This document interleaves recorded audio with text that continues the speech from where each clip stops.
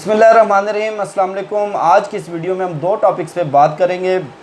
शरीफ ख़ानदान के अंदर आपस की लड़ाइयाँ शिद्दत अख्तियार कर गई हैं और उसके साथ साथ इसराइल की पाकिस्तान को बराह रास्त धमकी, आर्मी चीफ का दौरा सऊदी अरब, 48 घंटे पाकिस्तान के लिए कितने अहम। बात कर लेते हैं शरीफ ख़ानदान की अंदरूनी सियासत और मरीम नवाज़ और शहबाज शरीफ के माबैन जो एक आपस की साजिशें और नचाकियाँ जो शिद्दत अख्तियार कर गई हैं। मरीम नवाज़ को नैब दफ्तर के बाहर इतनी बड़ी तादाद में कारकुन ले जाने का मशवरा शहबाज शरीफ साहब ने दिया। ये मुस्लिम लीग नून के आला ज़राए ने इस ख़बर की तस्दीक कर दी है और शहबाज शरीफ साहब इस बलवे का माहौल बनाकर, एक टकराव का माहौल बनाकर आखिरी वक्त में ख़ुद वहाँ से गायब हो गए और उन्होंने बहाना बनाया तबीयत की ख़राबी का। इससे कबल जब नवाज़ शरीफ साहब उनके बड़े भाई गिरफ़्तारी देने के लिए लंदन से पाकिस्तान वापस आए, उस वक्त भी शहबाज शरीफ ने बिल्कुल यही किरदार अदा किया था। वो मुस्लिम लीग नून के कारकुनों का काफ़िला लेकर पूरे लाहौर की सड़कों पर घुमाते रहे और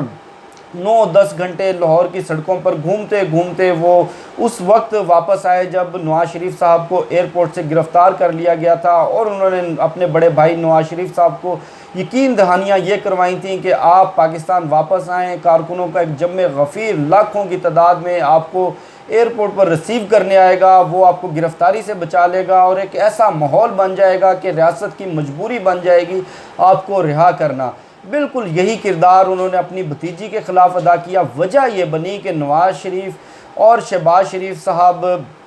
के माबैन ताल्लुकात किसी से ढके छुपे नहीं कि जिस तरह से इन दोनों की पॉलिसी दोनों भाइयों की ये रही है कि एक भाई गर्दन पकड़ने की कोशिश करता है, दूसरा भाई पाँव पकड़ने की कोशिश करता है। लेकिन अब मामलात इस रुख पर पहुंच गए हैं कि दोनों भाइयों के माबैन इख्तलाफात शिद्दत अख्तियार कर गए। इन इख्तलाफात की असल वजह शहबाज शरीफ साहब का ये शिकवा कि मैंने अपने भाई के लिए, इस वतन के लिए, इस पार्टी के लिए इतनी कुर्बानियाँ दी, लेकिन जब वक्त आया तो पार्टी की क़यादत मुझसे छीनकर मेरी भतीजी के हाथ में दे दी गई और आपस की नचाकियाँ इतनी शिद्दत अख्तियार कर चुकी हैं कि नैब ज़राए के मुताबिक शहबाज शरीफ साहब के ख़िलाफ़ जो असासाजात केस है, आमदन से ज़ायद असासों का, उस केस के अंदर जो अहम दस्तावेज़ी सबूत हैं वो नून लीग के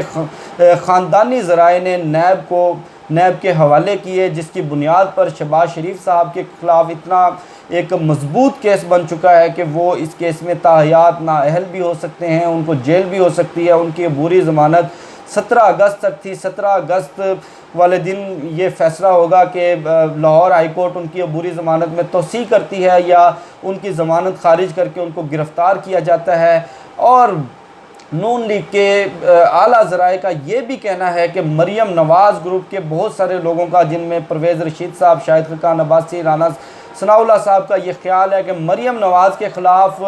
गैर कानूनी ज़मीनों की अलाटमेंट से मुतल्लक़ सबूत भी शरीफ ख़ानदान के ही ज़राए ने नैब को दिए। अब मरीम नवाज़ ग्रुप के जो अहम लीडरान हैं उनके बयानात जो अभी तक सामने आ रहे हैं वो बयानात बड़े संगीन सवालात उठते हैं कि ये इस बलवे का प्लान, इस बलवे की मनसूबाबंदी किसने की। परवेज़ रशीद साहब फरमाते हैं कि मरीम नवाज़ को अगर नैब ने दोबारा तलब किया तो मरीम नवाज़ इस मरतबा पहले से ज़्यादा कारकुन लेकर जाएंगी, जबकि राना सनाउल्लाह साहब का फरमाना है कि जो मीडिया के ऊपर जो फोटेजेस चली गाड़ियों के अंदर पत्थरों वाले शापरों की, उन शापरों के अंदर पत्थर नहीं सदक़े का गोश्त था। कुर्बानी के गोश्त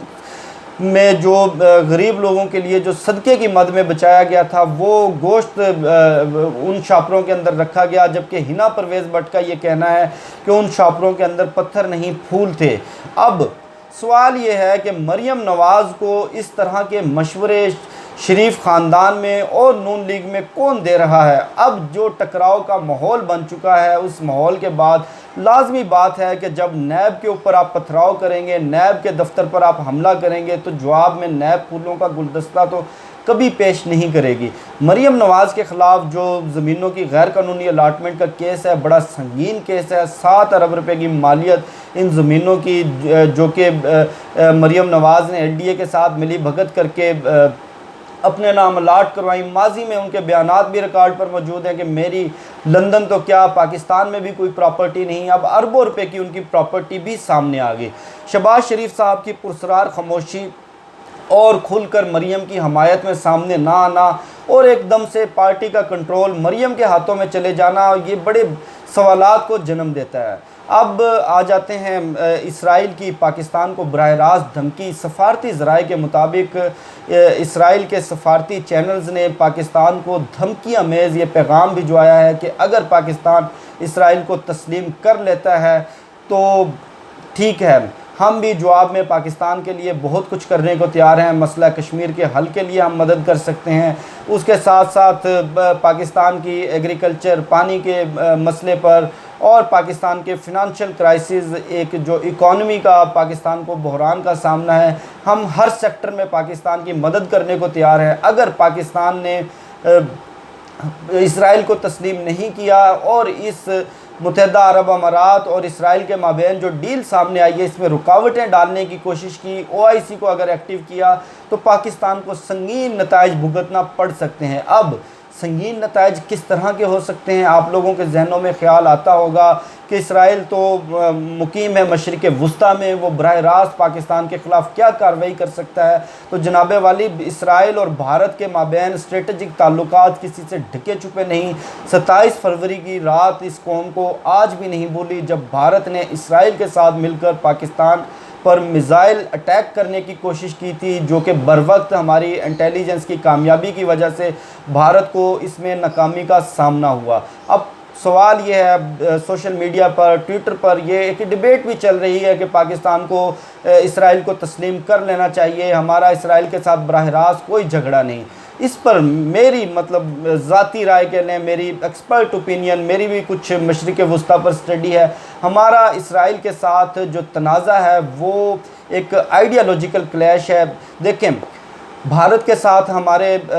20 طرح کے تنازعات ہو سکتے ہیں، ہماری اور ان کی آئیڈیالوجی میں فرق ہو سکتا ہے۔ امریکہ کے ساتھ ہمارے 20 پالیسی معاملات کے اوپر 100 پالیسی معاملات پر ہمارے اختلافات ہو سکتے ہیں۔ اسی طرح دنیا کے تمام ممالک کے ساتھ کسی نہ کسی نوعیت کے اختلافات یا براہ راست ایک تصادم کی نوعیت ہو سکتی ہے، لیکن ان ممالک کے ساتھ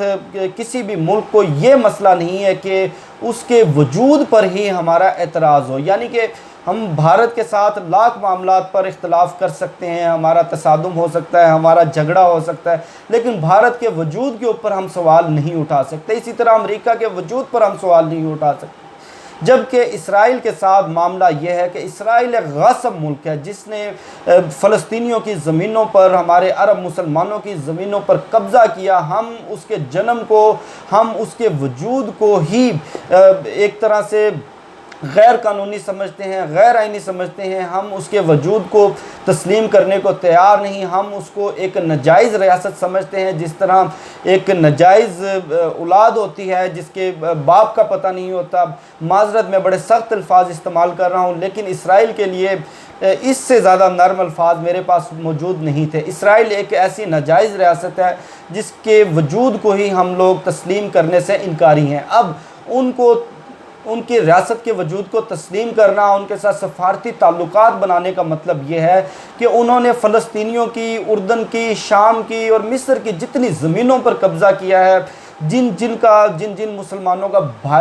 مسلمان بھائیوں کا حق انہوں نے غصب کیا ہے، ان کو انڈورس کرنا، ان کو ایک قانونی اور آئینی درجہ دینا کہ ہاں ہم موجودہ پوزیشن والے اسرائیل کو تسلیم کرتے ہیں، ہم انڈورس کرتے ہیں، ہم اس کو ریکوگنائز کرتے ہیں، جو کہ پاکستان کسی صورت نہیں کر سکتا، کیونکہ ہماری اس کے اوپر دو ٹوک پالیسی ہے۔ اب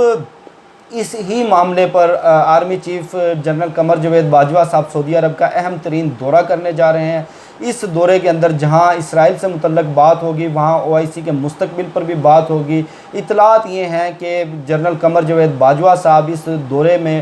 سعودی عرب کے سامنے پاکستان کا، خصوصاً کشمیر کا اور اسرائیل کا دو ٹوک موقف رکھیں گے، اور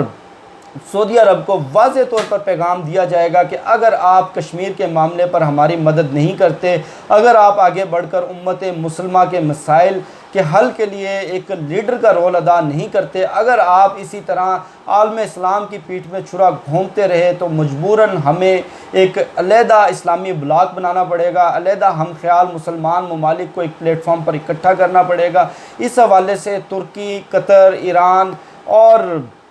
خطے کے دیگر ممالک خصوصاً ملائیشیا کے ساتھ پاکستان کی بات چیت مکمل ہو چکی ہے۔ ہمارے سفارتی ذرائع بھرپور طریقے سے اس حوالے سے ایکٹیو ہیں، نہ صرف یہ کہ پاکستان اسرائیل کے جو ناجائز وجود اور فلسطینیوں پر جو ان کے قبضے کا معاملہ ہے اس کو بھرپور طریقے سے اقوام عالم میں اٹھائے گا، سلامتی کونسل میں اٹھائے گا، اقوام متحدہ میں اٹھائے گا، بلکہ ساتھ ساتھ کشمیر کا مقدمہ بھی پاکستان بھرپور طریقے سے لڑے گا۔ اور دوسری جو سب سے اہم خبر میں آپ کے ساتھ شیئر کر رہا ہوں،